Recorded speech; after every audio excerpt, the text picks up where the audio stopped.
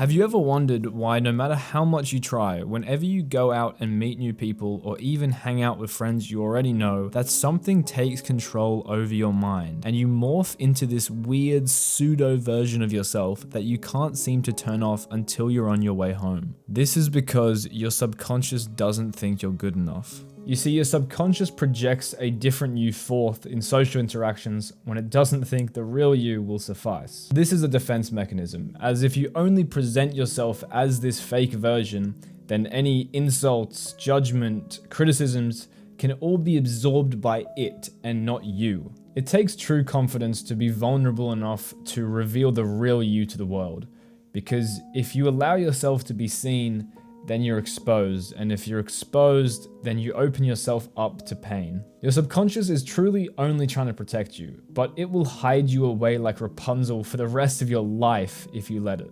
So how do you bring out your authentic self and overcome your subconscious? Well, your subconscious makes up about 90% of your brain power, so that leaves about 10% for what you understand to be the self, or the thinking brain. Trying to overpower the subconscious by thinking your way out of it is the wrong approach. Instead, you need to start speaking its language. Okay, so what action specifically do you need to take to become your most confident, most authentic self and shed this projectional armor to connect with the people around you? There is no one-size-fits-all solution when it comes to this. Everyone is different, and it's going to come down to what is called your values. What you have to understand is that all your subconscious wants is for you to live in alignment with your values. Think of your subconscious as your higher self, and your conscious mind, the ego, as your lower self. The higher self is at the core of who you are. It operates in a higher dimension that is all-seeing and knows the true height of your potential. Then there's the ego, the lower self.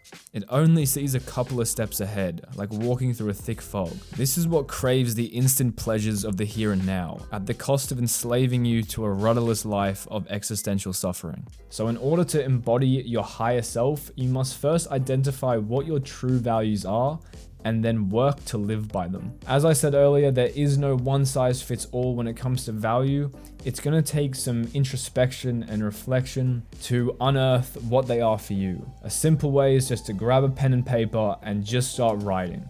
Follow any hunches and intuition you may have and just express it on the paper, and slowly it will start to reveal itself to you. Now, you might not get all the answers first time, but it's a good starting point and you'll be well on your way. Although there is no one size fits all for values, I do believe there are a couple of universal ones that pretty much anyone can benefit from. My three are health, purpose, and connection. If you are struggling to understand yourself and figure out your values, I would encourage you to start with these three. Some basic actions you can take for these values are as follows. Health. Number 1, going to the gym or picking up a sport. Number 2, eating healthier. Number 3, prioritizing your sleep. Purpose. 1, dedicate yourself to a project that excites you. 2, time block an hour every day to work on it. 3, limit your distractions. Connection. Routinely schedule time with the people that matter most. 2, find your tribe. Put yourself in environments where you are likely to find like-minded people.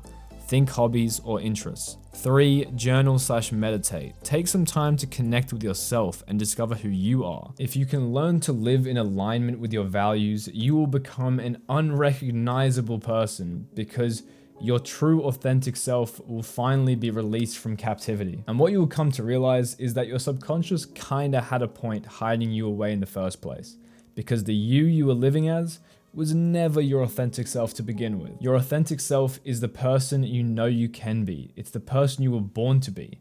And every day you spend not being that person, you are wasting that life away. It's passing you by. But that life is always there to start living if you only have the courage to live it.